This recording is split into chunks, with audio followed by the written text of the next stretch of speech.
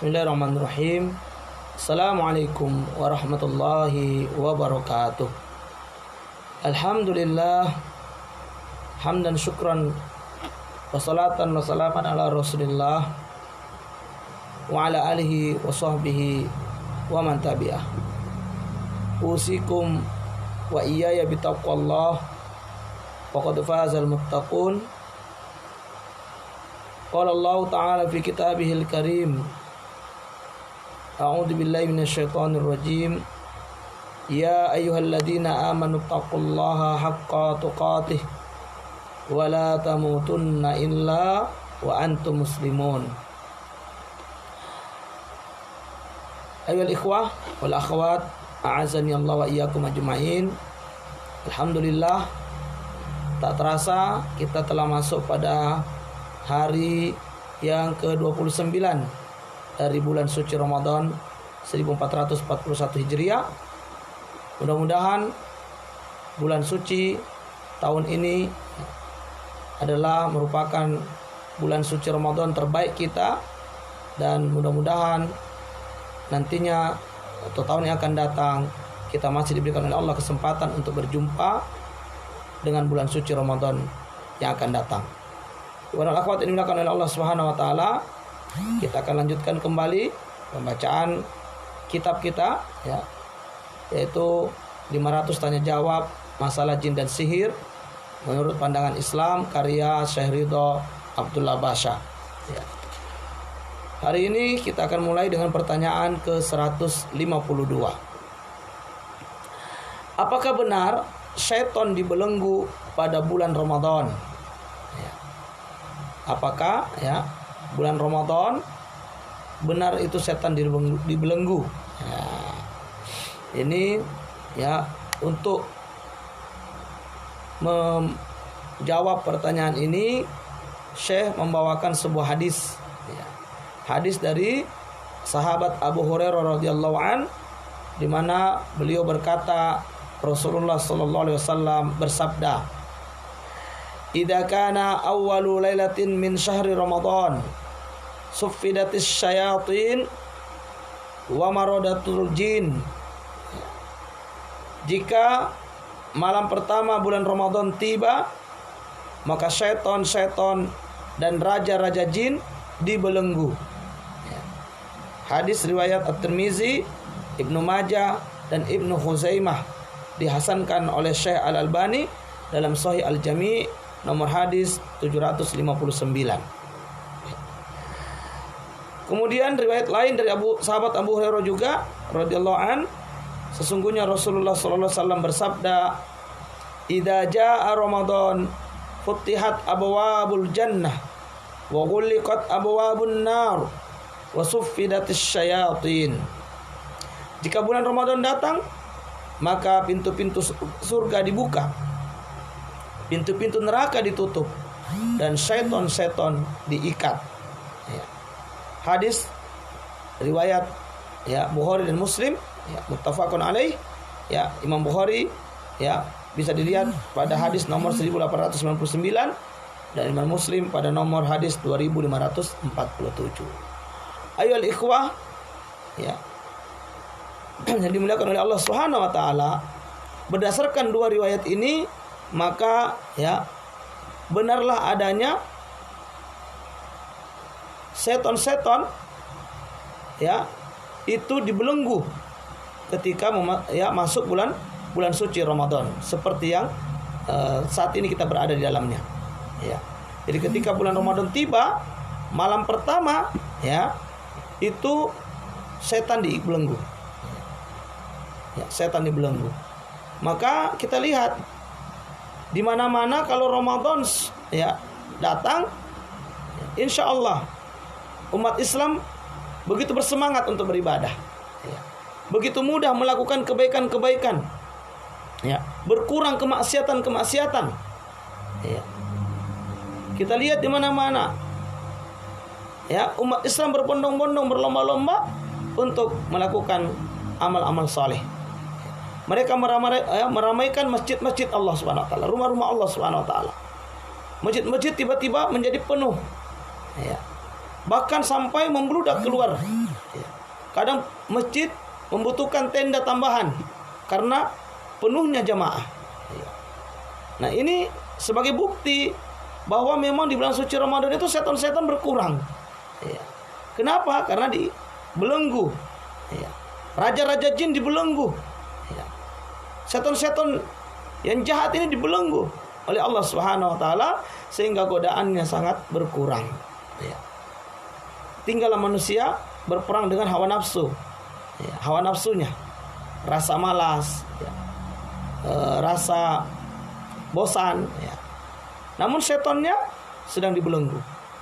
Itu terjadi dimulai sejak masuknya malam pertama dari bulan suci Ramadan.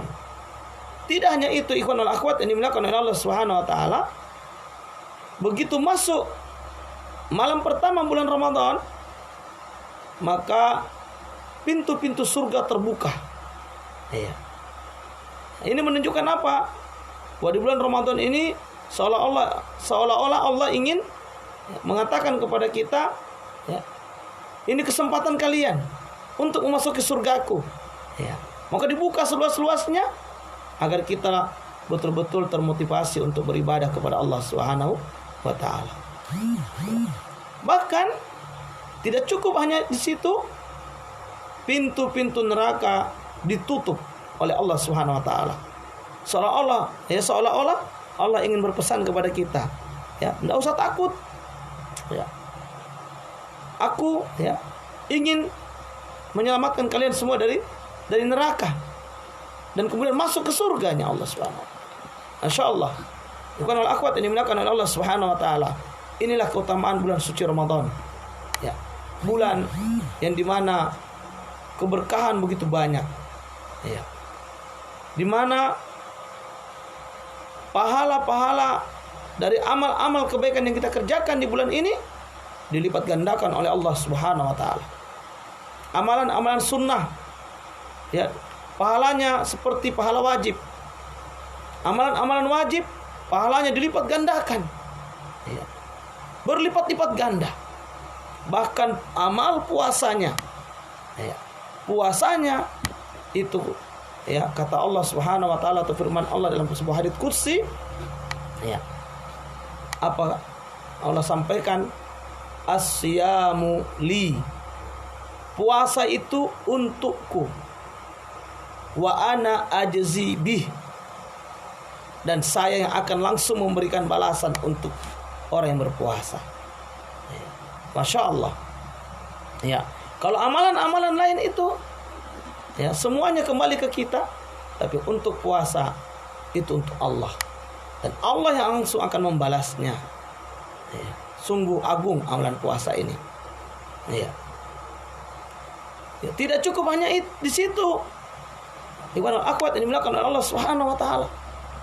Di bulan yang penuh berkah ini, Allah pun menyiapkan ampunan.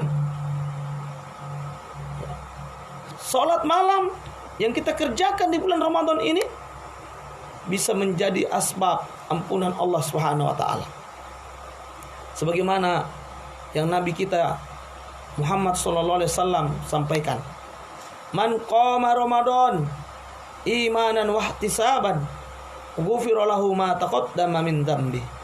Barang siapa yang qama, maksudnya salat malam, menghidupkan malamnya dengan salat tarawih kah, qiyamul lail kah, atau tahajud, ghufira lahu ma taqaddama min dzambi.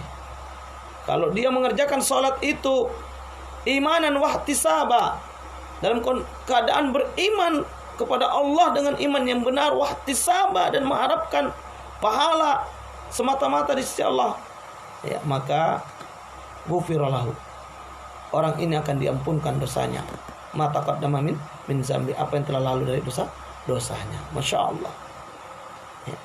Ini hanya ada di bulan Ramadan. Begitu juga puasanya. Selain mendapatkan pahala yang sangat besar karena Allah sendiri akan membalasnya, puasa ini kalau dilakukan juga atas dasar iman dan ihtisab, maka dia juga menjadi sebab gugurnya dosa-dosa.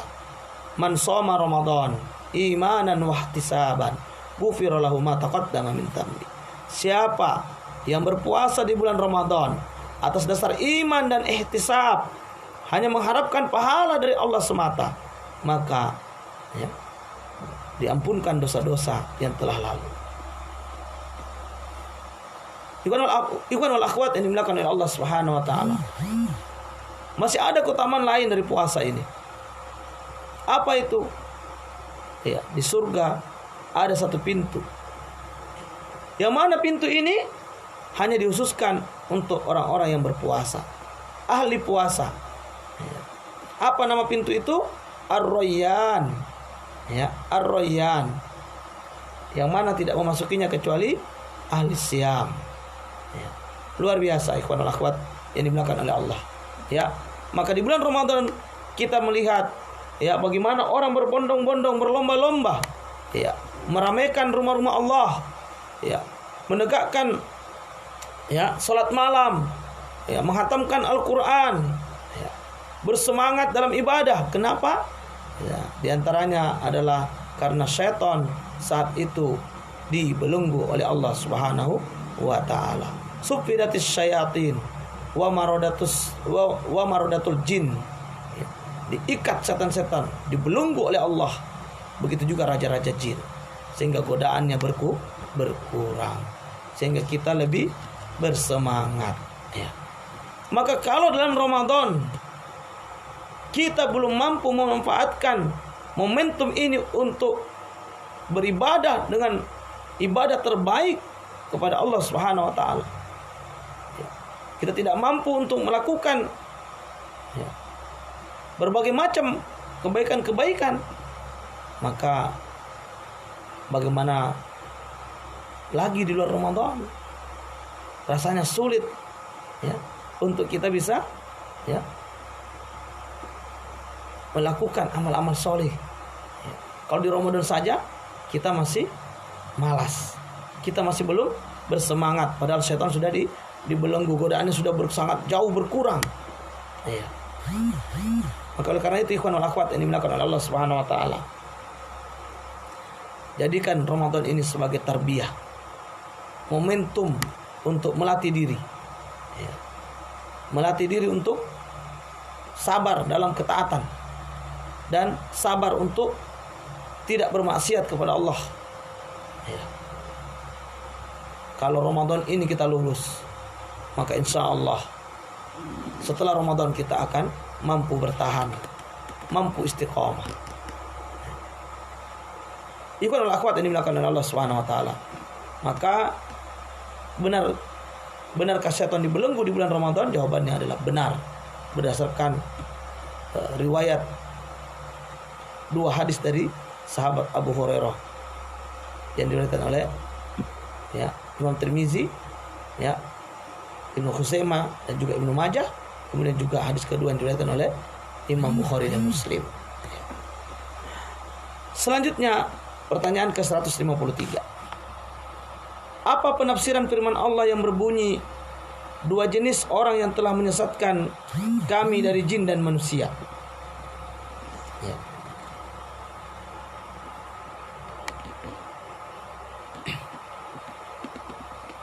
Ayat tersebut adalah firman Allah Ta'ala berikut ini. A'udzubillahi minasyaitonirrajim.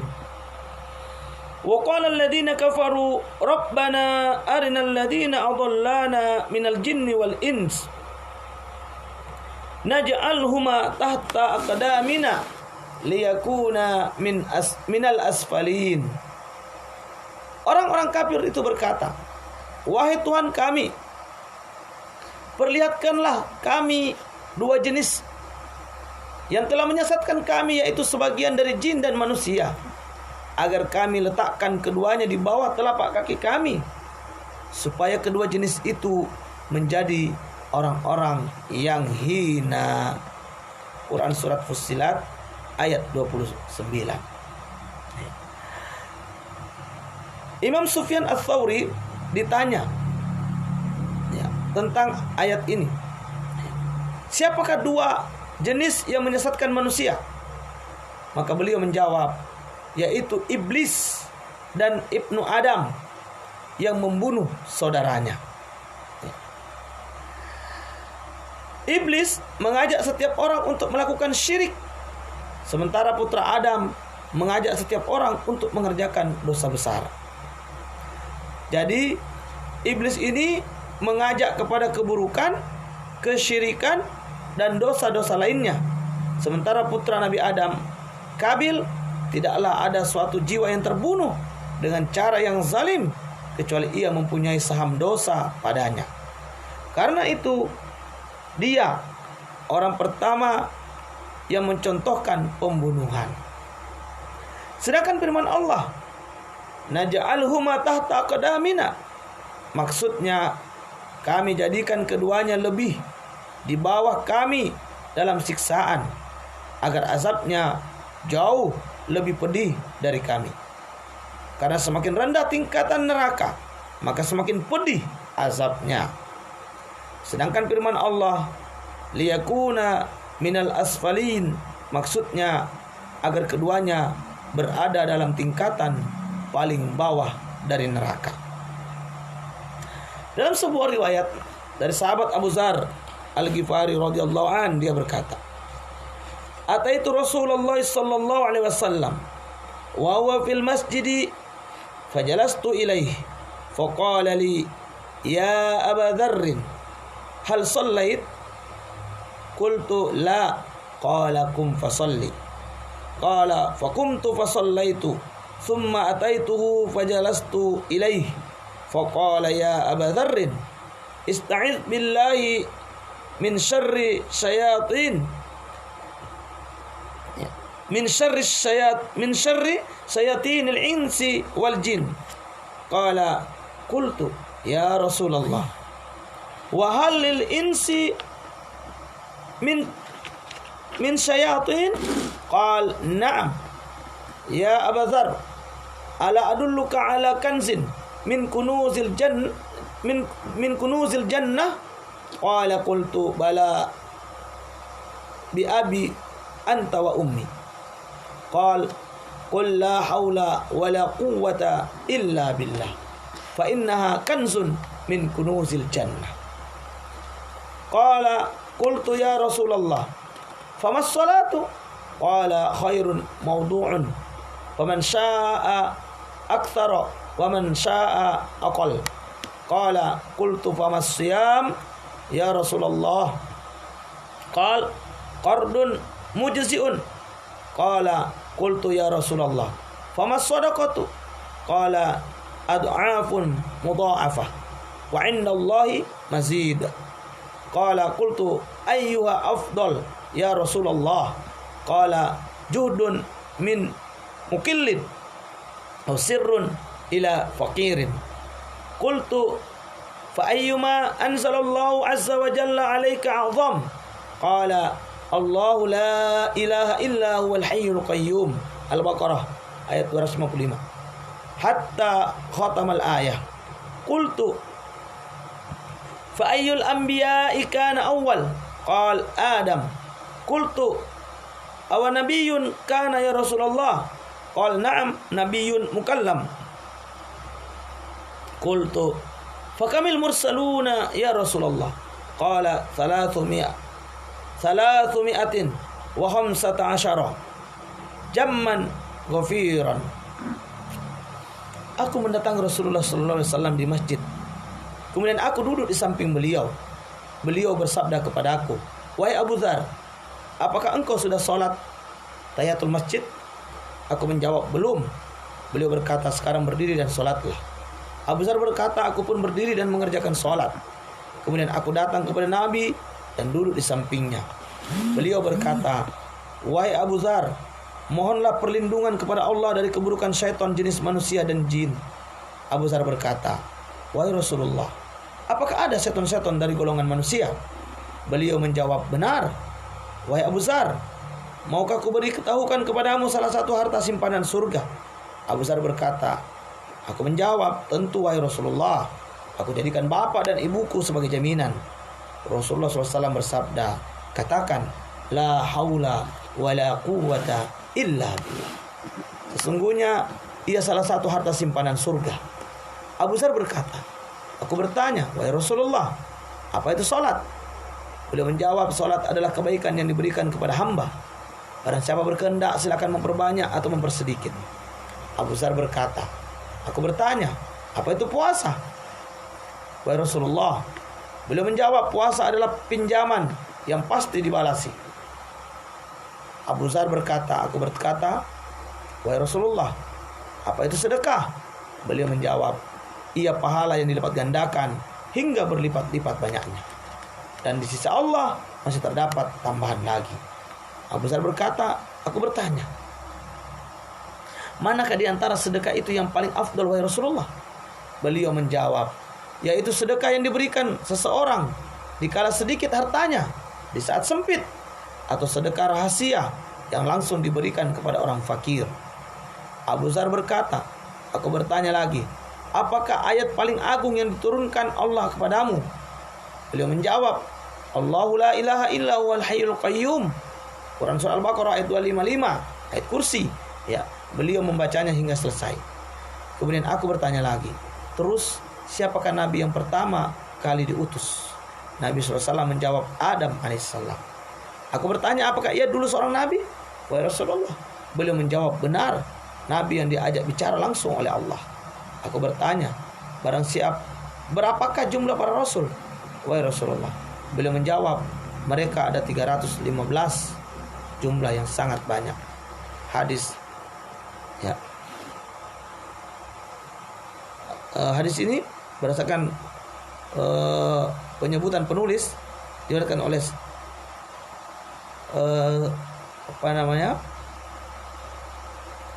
oleh siapa, namun kami penerjemah mendapati dalam Musnad Imam Ahmad nomor hadis 21.552 dengan sangat lemah sebagaimana dikatakan para pentakiknya.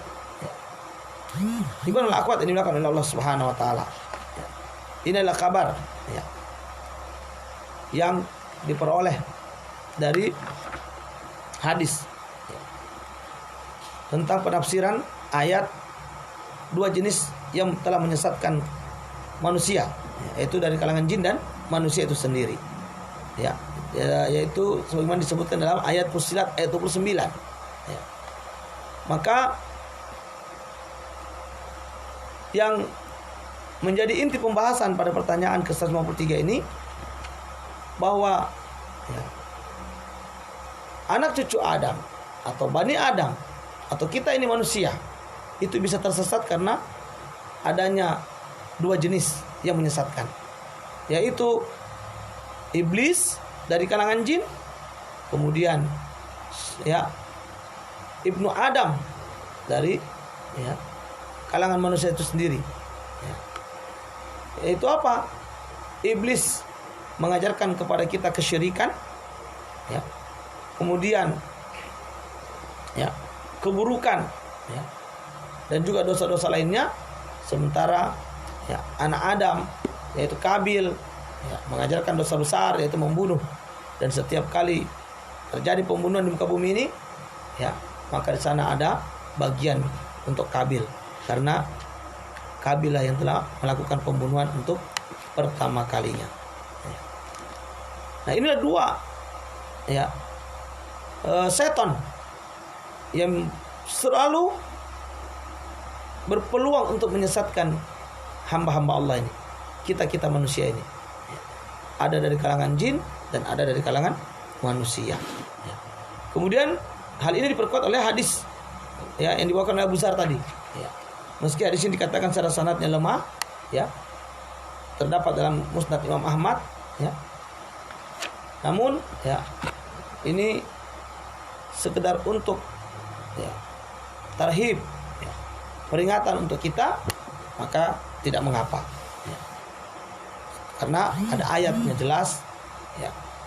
Kemudian tafsiran para ulama tentang ayat itu, ya, lalu hadis ini sebagai peringatan, penguat saja, ya. Wallahu a'lam bishawab, ya. Yang jelas bahwa setan itu ada dua tipe, ya, ada dua jenis, yaitu setan dari kalangan jin dan itu yang paling banyak, kemudian setan dari kalangan manusia. siapa itu setan? Ya siapa saja yang menghalangi manusia dari ketaatan kepada Allah Subhanahu wa taala. Pertanyaan selanjutnya, pertanyaan ke-154. Apakah di dalam air terdapat setan?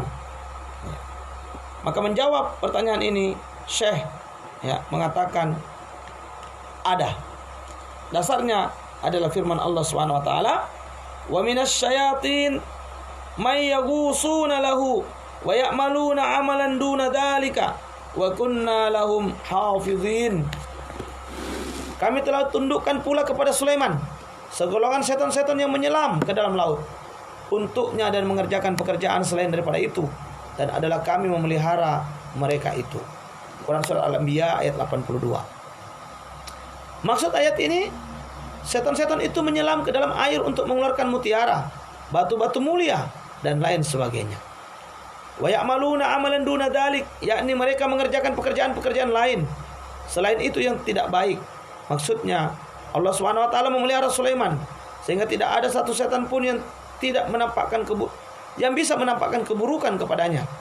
Setiap setan berada dalam genggaman dan pengawasan Allah. Tiada satu setan pun yang bisa mendekat kepada Sulaiman, karena Allah lah yang menghukumi setan-setan itu. Jika Allah berkehendak, Dia melepasnya, dan jika berkehendak, Dia menahannya. Karena itu Allah berfirman, wa akharina muqarranin fil asfad, dan setan-setan yang lain yang terikat dalam belenggu. Quran surat Shad ayat 38. Dalam ayat lain juga Allah berfirman, wasyayatina kullabanna'iw wa ghawwas, dan kami tundukkan pula kepadanya setan-setan semuanya ahli bangunan dan penyelam. Quran surat Shad ayat 37. Maksud dari ayat ini, di antara setan-setan itu ada yang dipergunakan untuk membangun gedung-gedung yang tinggi, patung-patung. Di sini ada footnote tentang patung-patung ini. Mungkin pada waktu itu membuat patung tidak diharamkan dalam syariat Nabi Sulaiman alaihissalam. Allahu a'lam. Dan ini bukan dalil dibolehkannya bagi kita untuk membuat atau mengambil patung, karena jelas-jelas diharamkan dalam pada syariat Muhammad sallallahu alaihi wasallam. Nah, di zaman Nabi Sulaiman, setan-setan bekerja membangun gedung-gedung tinggi, membuat patung-patung dan piring-piring yang besarnya seperti kolam, serta periuk yang tetap berada di atas tungku. Setan-setan ini juga mempunyai pekerjaan-pekerjaan lain sangat berat yang tidak mampu dilakukan oleh manusia. Sementara kelompok lain dari setan adalah para penyelam di dalam lautan yang biasa mengeluarkan mutiara, permata, dan barang-barang mahal lainnya. Ikhwan al-akhwat yang dimuliakan oleh Allah Subhanahu wa taala. Jadi kalau ditanya apakah ada setan di air, jawabannya adalah ada. Karena memang setan ini Allah yang menakdirkannya seperti itu.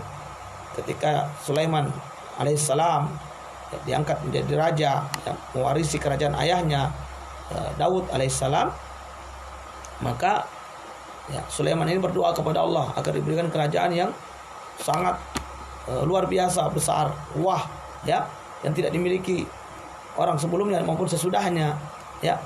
Inilah kerajaan Nabi Sulaiman.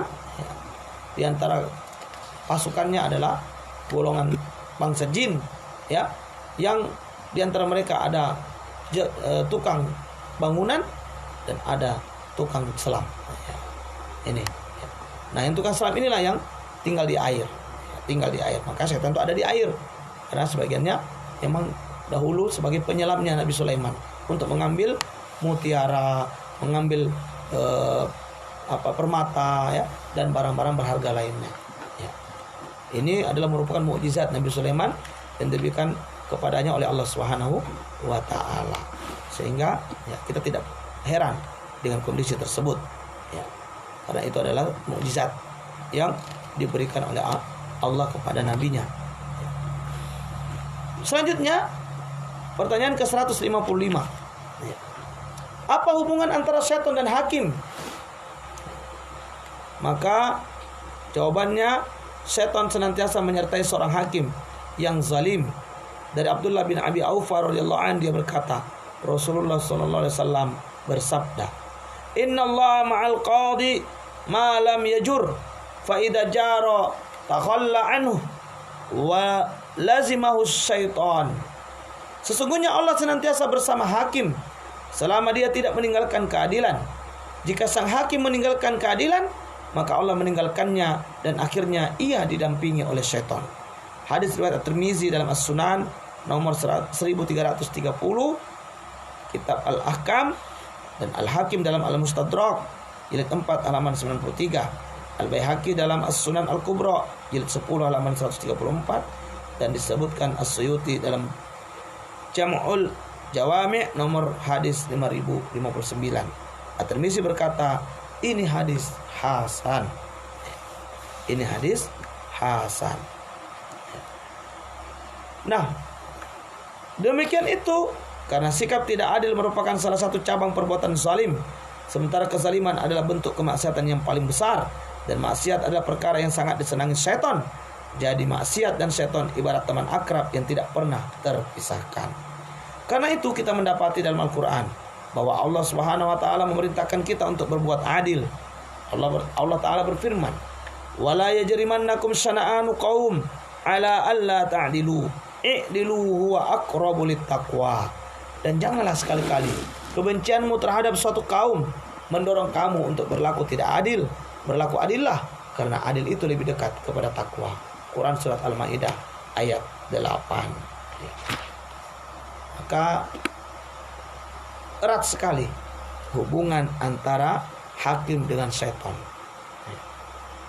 Jika hakim bekerja memutuskan perkara dengan penuh kejujuran, ya,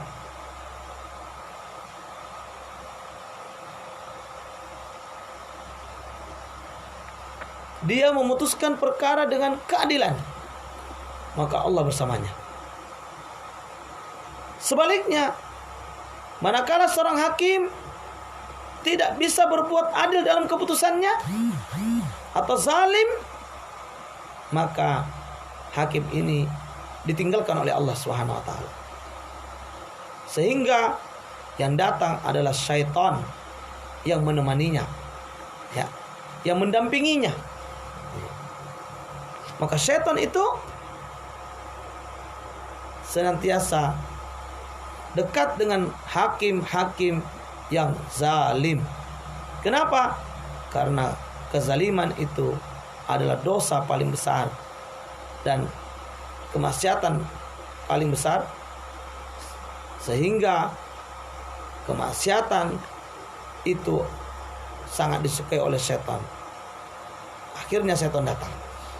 Akhirnya setan, ya, mendekati dan mendampingi hakim yang zalim.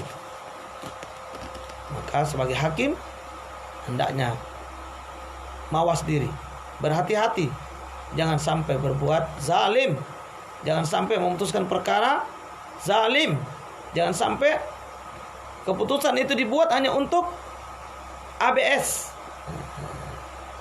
ya, agar bos senang, ya, agar yang bayar senang. Waspada, karena Allah memperingatkan kita, hendaknya kita berbuat adil meski kepada kaum yang tidak kita sukai, dan tidak boleh berbuat zalim kepada suatu kaum atas dasar kebencian. Allah Ta'ala memperingatkan ini dalam surat Al-Maidah ayat 8, di mana Allah berfirman, "Wala yajrimannakum syana'anu qaum alla ta'dilu." Ya, ala alla ta'dilu. I'dilu huwa aqrabu littaqwa. Jangan sampai kebencianmu, ya, terhadap suatu kaum mendorong kamu untuk berlaku tidak adil, berlaku zalim. Ya. I'dilu, berbuat adillah. Ya.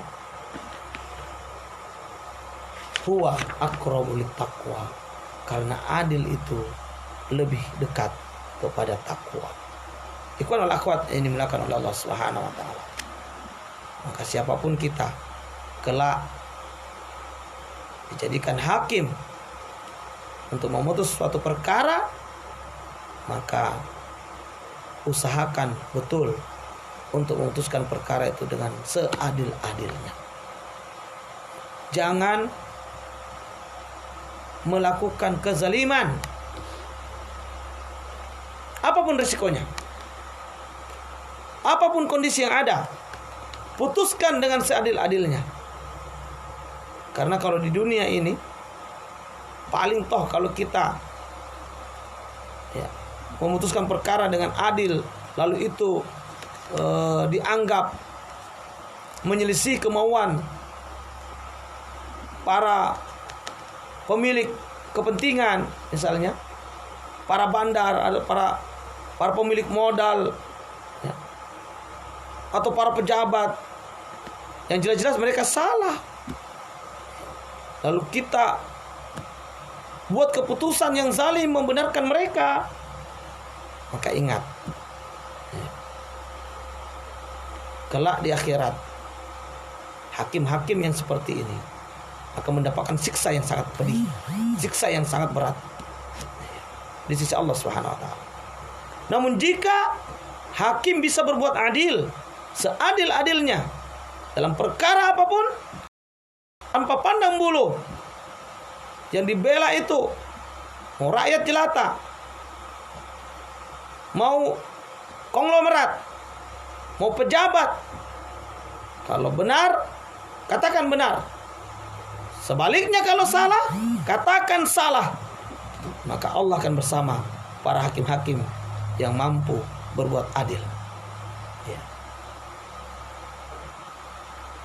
Oleh karena itu, siapapun yang saat ini berprofesi sebagai hakim, ya, jadilah hakim yang adil. Jadilah hakim yang adil. Kalau tidak mampu, maka lebih baik Anda mundur, ya, dari sekarang. Karena berat, ya, berat konsekuensi, ya. Disebutkan dalam riwayat, ya, hakim itu ada 3, 2 darinya masuk neraka dan hanya 1 darinya yang masuk surga. Siapa yang 1 itu yang masuk surga? Yaitu hakim yang dia tahu kebenaran, lalu dia putuskan suatu perkara dengan mengikuti kebenaran itu, tanpa takut dengan makhluk, tanpa takut dengan siapapun, kecuali takut kepada Allah semata. Dia tegakkan keadilan meski orang-orang tidak menyukainya. Dia tegakkan kebenaran meski orang-orang membencinya. Maka hakim seperti ini kelak akan masuk surganya Allah Subhanahu wa taala. Sedangkan 2 hakim yang masuk neraka ini adalah apa? Hakim yang tahu kebenaran, tetapi dia memutuskan perkara, ya, dengan bertolak belakang dengan kebenaran yang dia tahu. Disembunyikan kebenaran itu. Demi apa? Demi sebuah nilai-nilai dunia, demi sebuah jabatan atau sebuah popularitas, atau karena takut terhadap para konglomerat, pejabat. Maka hakim seperti ini tempatnya di neraka. Dan yang kedua, hakim yang tidak mengetahui kebenaran, lalu dia memutuskan perkara dengan kebodohannya, ini juga hakim yang akan masuk neraka. Maka oleh karenanya, ya, sekali-kali jangan karena kebencian kita terhadap satu kaum kita berbuat, ya, tidak adil. Adillah, ya, adillah. Meski itu orang yang kita tidak sukai misalnya, tapi kalau dia dalam posisi benar, maka, ya, berikan kebenaran kepadanya. Ya. Inilah, ya, tentang hubungan antara syaitan dengan hakim. Hakim itu kalau berbuat adil, Allah bersamanya. Sebaliknya, kalau dia berbuat fajir, zalim, curang, maka syaitan yang bersamanya. Hakim yang jujur, adil, Allah bersamanya, maka kelak dia masuk surga.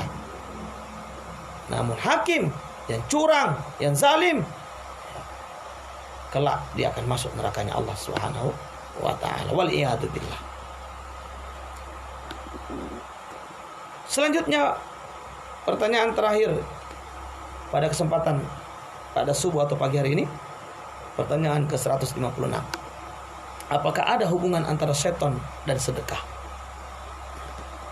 Jawabannya, ya, saya memberikan sebuah hadis dari sahabat Buraidah Al-Aslami radhiyallahu anhu. Dia berkata, Rasulullah sallallahu alaihi wasallam bersabda, "Ma yukhriju rajulun syai'an minas shadaqati hatta yafukka anha lahyai sab'ina syaitanan." Tidaklah seseorang mengeluarkan suatu barang untuk sedekah kecuali ia telah melepaskan rongrongan 70 syaitan. Hadis riwayat Imam Ahmad dalam Al-Musnad nomor hadis 22.962, Ibnu Khuzaimah jilid 1 halaman 248, ya, nomor hadis 2, atau Brani dalam Al-Ausat jilid 1 halaman 90 nomor 1, Al-Hakim dalam Al-Mustadrak jilid 1 halaman 577 nomor hadis 1521, Al-Baihaqi dalam Syu'abul Iman jilid 3 257 nomor hadis 3474, dan disahihkan Al-Albani dalam Al-Silsilah As-Sahihah jilid 3 halaman 264. Tidaklah seorang mengeluarkan suatu barang untuk sedekah kecuali ia telah melepaskan rongrongan 70 syaitan. Maksudnya bagaimana? Jika seorang muslim sudah mengeluarkan sedekah karena mencari ridha Allah, maka syaitan-syaitan tertimpa pukulan yang sangat keras karena usaha mereka telah sia-sia. Demikian halnya dengan perjuangan mereka untuk menjadikan kaum muslimin agar pelit dan enggan bersedekah, sama sekali tiada guna. Masya Allah. Ikhwanul akhwat yang dimuliakan oleh Allah Subhanahu wa taala. Ini sebuah keutamaan bersedekah, ya. Sehingga hubungan antara setan dan sedekah itu apa? Ketika kita, ya, bersedekah dengan ikhlas, hanya mengharapkan wajah Allah Subhanahu wa taala, maka sedekah ini telah menjadikan setan, ya, terpukul, ya, terrongrong 70, ya, diantaranya 70 setan itu terpukul semuanya, sehingga sia-sialah usaha mereka untuk menyesatkan, ya, orang-orang beriman. Tidak mampu dia, ya, membuat pelit, ya. Karena ternyata hamba Allah itu bersedekah. Maka ini penting bagi kita. Mari membiasakan diri dengan sedekah, ya. Tak perlu banyak tapi continue, ya. Sedikit tapi terus menerus. Maka sedekah ini punya kelebihan luar biasa. Dia bisa menjadi asbab tolak bala, mencegah bala. Kemudian sedekah ini, ya, bisa juga membantu, ya, untuk menjadi asbab sehatnya badan yang sakit, ya. Ya, dia bisa menolak bala, ya, bisa menjadi jalan kesembuhan. Inilah sedekah. Di samping itu, ya, sedekah ini juga bisa mencegah dari api neraka. Sebagaimana riwayat dari Nabi SAW, ya, padamkan api neraka walau hanya bersedekah dengan sebutir kurma. Nah, apatah lagi kita sedang berada di bulan Ramadan, bulan yang penuh berkah, bulan yang dilipat gandakan pahala. Sedekah di bulan ini adalah sedekah terbaik dari bulan-bulan lain sepanjang tahun. Maka perbanyak sedekah di bulan ini, ikhwan wal akhwat yang dimuliakan oleh Allah. Yang punya harta, silakan, ya.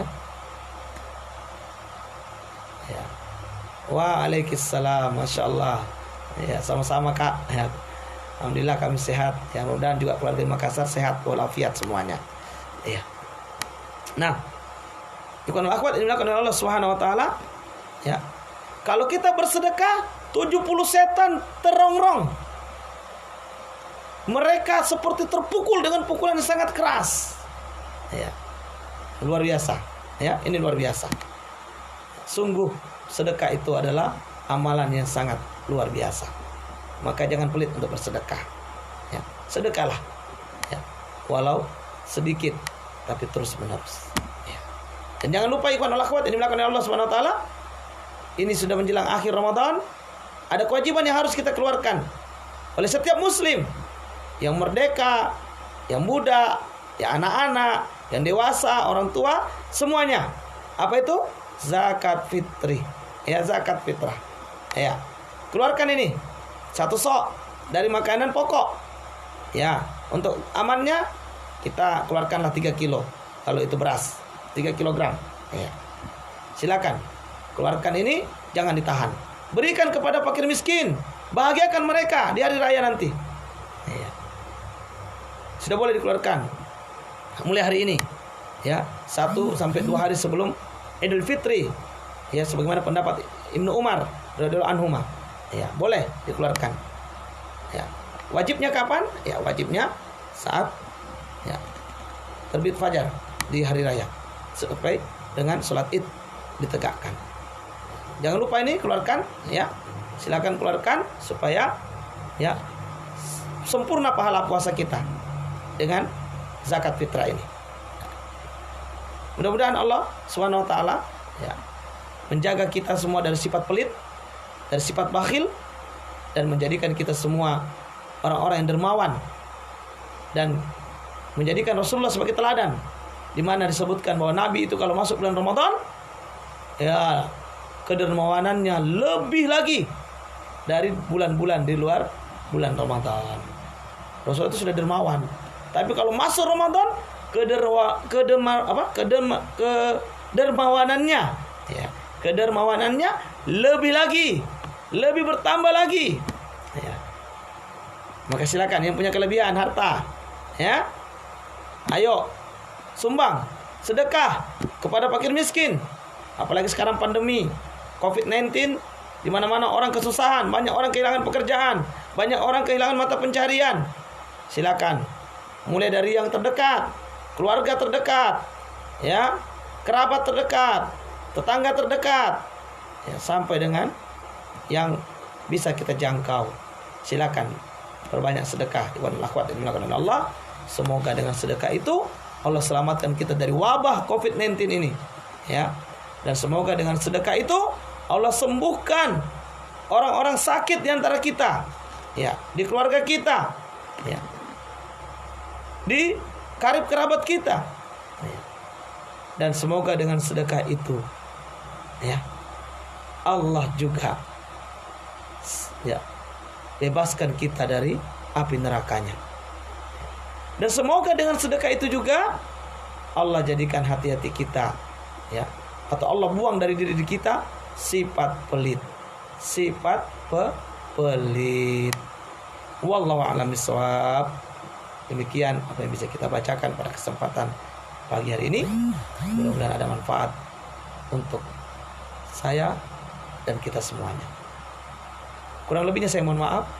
Hadanallahu wa iyyakum ajma'in. Subhanakallahumma wa bihamdik, asyhadu an la ilaha illa anta, astaghfiruka wa atubu ilaik. Billahi taufiq wal hidayah. Wassalamualaikum warahmatullahi wabarakatuh.